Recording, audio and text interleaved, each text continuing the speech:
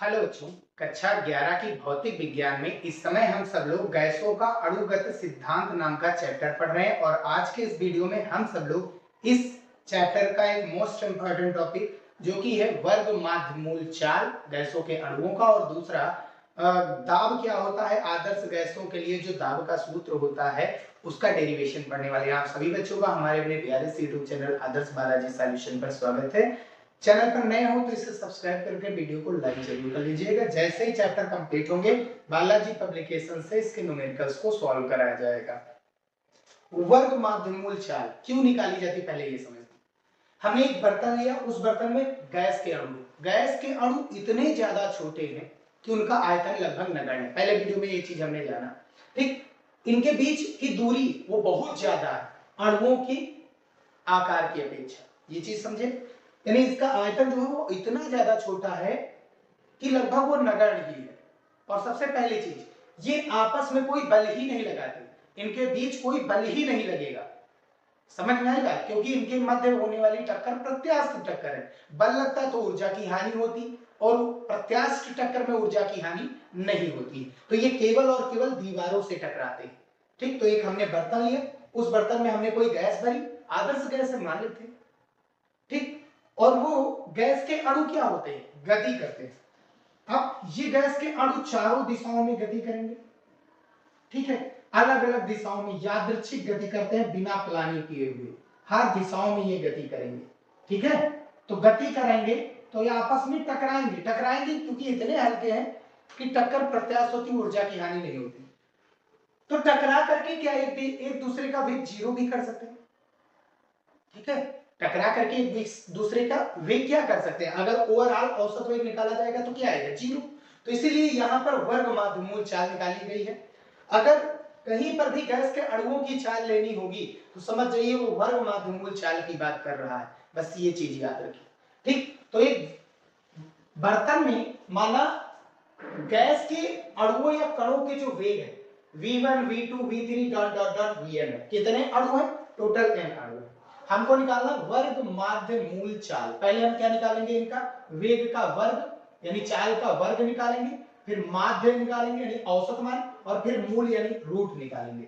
तो सबसे पहला काम है VRMS, रूट मींस स्क्वायर, वर्ग माध्य मूल। ठीक, तो सबसे पहला काम क्या होता है, सबसे पहला काम हमारा होता है कि इनका हम करेंगे वर्ग। जितने भी अणु कण हैं उनका क्या करेंगे, वर्ग करेंगे। समझ में आएगा।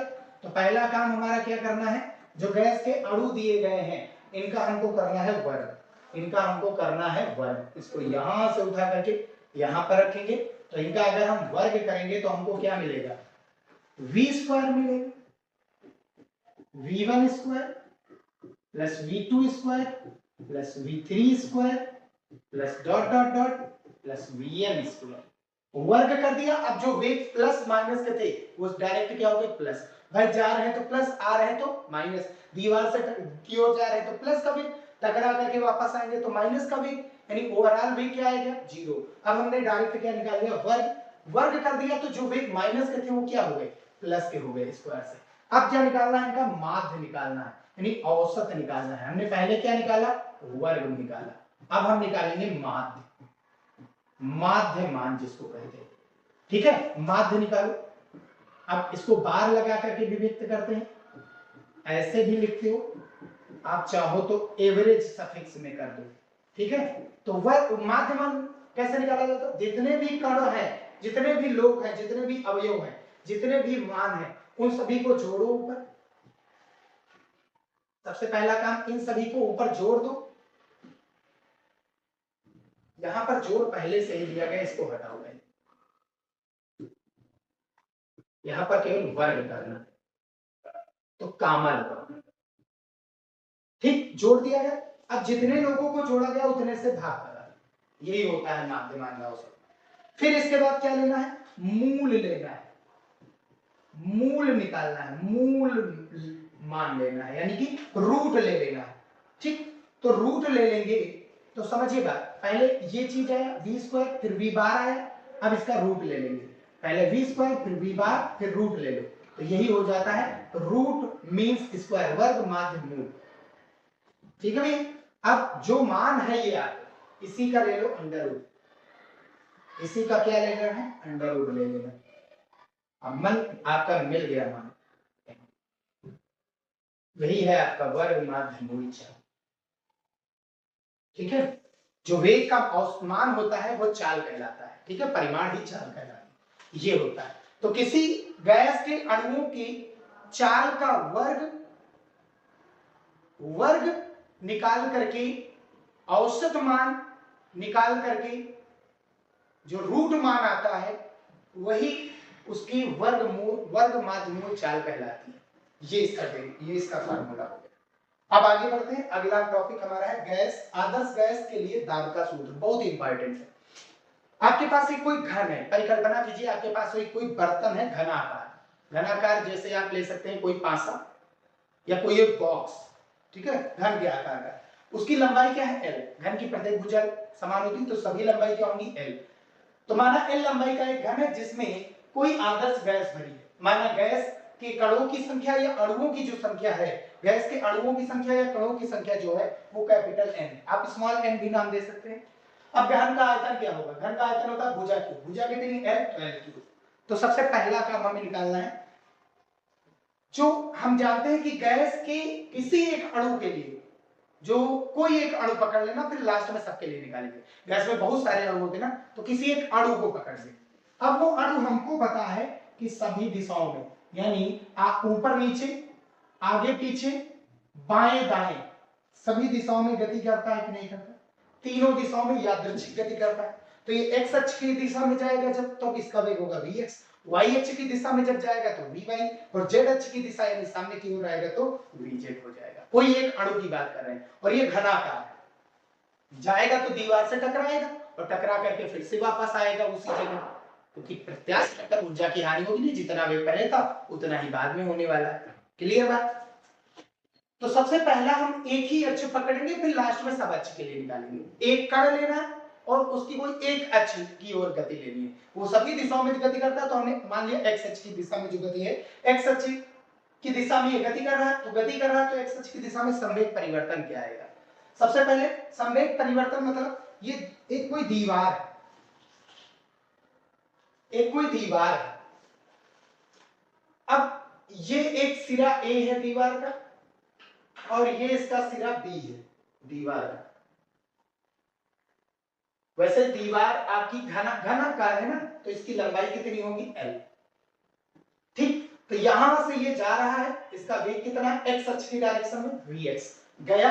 अब बी वाली दीवार से टकरा करके ये वापस आएगा, तो इसका वेग तो वही रहेगा, ऊर्जा की हानि नहीं हो रही, बस दिशा बदल जाएगी। तो इसलिए हम यहाँ पर साइन लगा देते हैं माइनस का। क्लियर बात। तो माना एक्स अक्ष की दिशा में संवेग परिवर्तन निकालना, तो दीवार से टक्कर के पहले संवेग, दीवार से टक्कर के पहले का जो संवेग है,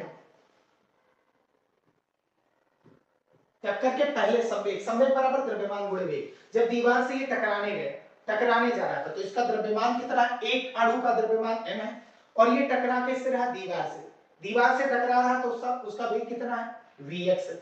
तो संवेग बराबर द्रव्यमान गुणा वेग। तो जब जा रहा था तो वेग संवेग t1 और द्रव्यमान m, और जो जा रहा तो x अक्ष की दिशा ली गई है ना, x अक्ष की दिशा की बात करें तो vx हो गया वेग। अब ये टकरा करके वापस आएगा, तो इसका वेग क्या हो गया, माइनस vx, हमने डाल दिया, यानी मान चेंज हो गया। अभी तक मान प्लस आ रहा था, माइनस। अब संवेग परिवर्तन क्या आएगा, यानी कि p2 minus p1, delta p बराबर p2 माइनस p1 निकालिए। तो माइनस का mvx और फिर माइनस का साइन p1 लिखना है, mvx माइनस mvx कितना हो गया, माइनस का 2mvx। केवल परिमाण की अगर बात करेंगे तो ये परिमाण कितना आएगा, 2mvx इतना आएगा। ठीक है। अब अणु द्वारा दीवार पर आरोपित बल, अगर ये कण इस दीवार से टकराया, या दीवार बी से या दीवार ए से, तो क्या बल नहीं लगाएगा उस पर, खुद आपस में कोई बल नहीं लगाएगा, ये केवल दीवारों पर बल लगाएगा। तो बल बराबर क्या होगा, संवेग परिवर्तन बटा समय जाने और वापस आने में लगा समय, वो है। ठीक है, दो टक्करों के मध्य लगा समय ही टी है आपका। यहां से बी से टकराया और बी से टकराने के बाद ए से टकराया, तो यहाँ आने और जाने में जो समय लगा, समय बराबर क्या होता है, दूरी बटे 4। तो जाने में कितनी दूरी तय की, l, वापस आने में भी कितनी दूरी तय करेगा, l, तो दूरी हो गई 2l, और बटे 4 कितनी है, चाल कितनी है vx हमने लगा दिया। तो संवेग परिवर्तन कितना है 2mvx और समय कितना लगा 12/vx। 2 से 2 खत्म, vx ऊपर जाएगा तो vx square mvx square upon l हो गया। अब ये केवल एक अणु की बात हो रही थी, ऐसे कितने अणु होंगे ये टकराएंगे, n अणु है तो सभी के सभी टकराएंगे, तो ये सभी के साथ होगा, तो सभी n अणुओं के x अक्ष की दिशा में औसत बल निकालेंगे। जितने भी अणु है x अक्ष की दिशा में कितना बल लगाएंगे, क्योंकि एक अणु की बात तो हो नहीं रही, कई सारे अणुओं की बात हो रही है, तो यहाँ औसत मान लिया जाएगा। कोई ज्यादा बल लगाएगा, कोई कम बल लगाएगा, किसी का वेग ज्यादा किसी का कम है, तो ये बात हो रही है। तो F x x अक्ष की दिशा में ना, तो इसका औसत मान यानी जो बल है इसका औसत मान निकालना है x अक्ष की दिशा में, तो F बार x या Fx बार, तो ये कितना आया mv। अब ध्यान से समझिए, अगर औसत मान निकालेंगे तो बल किस पर डिपेंड है, m और l तो फिक्स है भाई, आकार फिक्स है बर्तन का और द्रव्यमान भी फिक्स है कण का, और केवल वेग बदल रहा है vx स्क्वायर। तो अगर हम बल का औसत मान निकालेंगे तो vx का भी क्या होगा औसत मान निकलेगा, तो ये चीज औसत मान हमने निकाला तो vx बार हो गया, और m n अणुओं के लिए तो n से गुणा, एक के लिए ये इतना तो n के लिए n से गुणा हो जाएगा, तो n mv x बार का होल स्क्वायर और अपॉन l। ठीक, आप निकाल लेंगे दाब, दाब बराबर बल बटा क्षेत्रफल, बल आपका इतना लग रहा है और क्षेत्रफल आपका एरिया कितना होगा, घन का एरिया क्या होता है भुजा स्क्वायर, इसका अगर एरिया निकालेंगे l स्क्वायर हो जाएगा, तो l स्क्वायर और l पहले से ही था l क्यूब हो गया, ऊपर m और नीचे l क्यूब, ठीक है। तो l क्यूब क्या है आपका आयतन, v हो गया गैस का आयतन, ये बर्तन का आयतन, तो p बराबर n मतलब टोटल अणु है, m मतलब किसी एक अणु की बात हो रहा है, आप चाहें तो n इंटू m अगर लिखें, n इंटू m लिखेंगे तो ये टोटल द्रव्यमान आ जाएगा अणुओं का, ठीक, ये एक अणु का द्रव्यमान है और ये कुल अणुओं का द्रव्यमान है n अणुओं का, तो vx का होल स्क्वायर होगा, ठीक। अब क्योंकि ये एक दिशा में तो हो नहीं रहा, ये n दिशाओं में तीन दिशाओं में हो रहा है, x अक्ष y अक्ष और z अक्ष, तो x अक्ष की दिशा में ऐसे तीनों दिशाओं के लिए इनका क्योंकि गति यादृच्छिक गति है तो इन सभी के वेग क्या होंगे समान होंगे, तो vx बार स्क्वायर बराबर vx vy bar square vz bar square, ऐसा सभी दिशाओं में होगा ना, हमने केवल x दिशा पकड़ी थी तो ऐसा सभी दिशाओं में होगा, तो सभी दिशाओं में होगा तो उसकी बात हमने की है।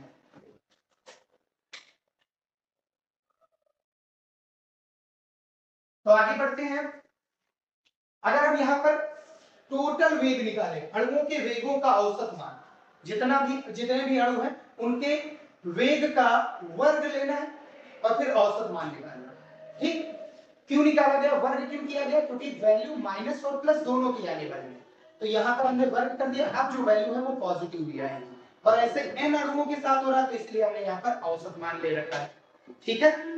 तो ये कितना आ जाएगा vx bar square plus vy bar square plus vz bar square, भाई कोई अणु तीन दिशाओं में गति कर सकता है, x अक्ष y अक्ष और z अक्ष, तो टोटल उसकी जो वेग होगी, टोटल ओवरऑल जो वेग का औसत मान आएगा वो इन तीनों की योग के बराबर आएगा, हमने योग कर दिया, तो क्योंकि तीनों मान आपस में बराबर हैं तो vy भी vx रखेंगे vz भी vx रखेंगे, तो ये हो जाएगा 3vx बार का होल स्क्वायर, ठीक। अगर vx बार का स्क्वायर निकालेंगे तो ये 3 बटे में चला जाएगा, तो vx बार का स्क्वायर जो है वो 1/3 v बार स्क्वायर हो जाएगा।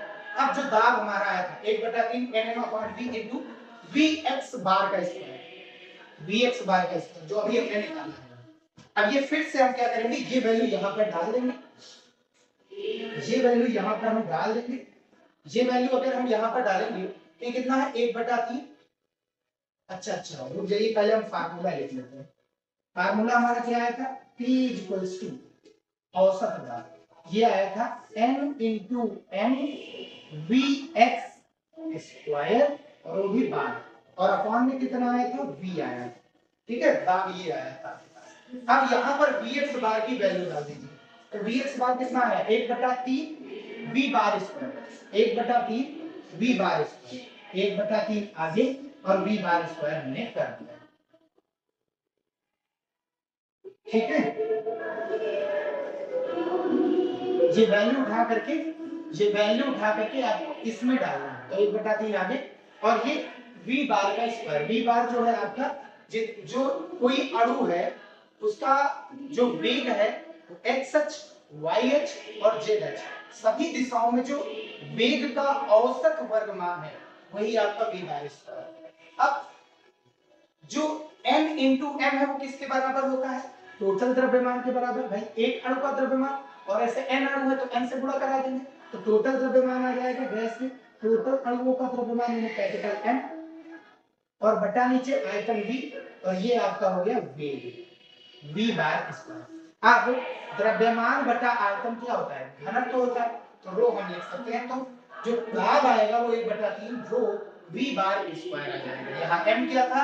एक अणु का द्रव्यमान, और आपका रो क्या है? जो गैस है उसका घनत्व। घनत्व मतलब गैस के अणु कितने पास पास है। तो फिर यहाँ पर जो v बार स्क्वायर है वो आपका अणुओं के वेगों के वर्ग का औसत मान है। ठीक है, ये दो डेरिवेशन यहाँ पर कंप्लीट हो गए।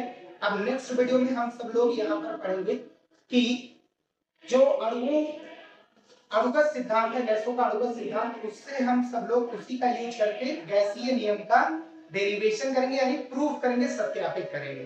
ठीक है, तो नेक्स्ट वीडियो उसी का आने वाला है और उसी में टोटल सभी चीजें कंप्लीट करेंगे। ये वीडियो समाप्त करते हैं, मिलते हैं फिर भैया नेक्स्ट वीडियो।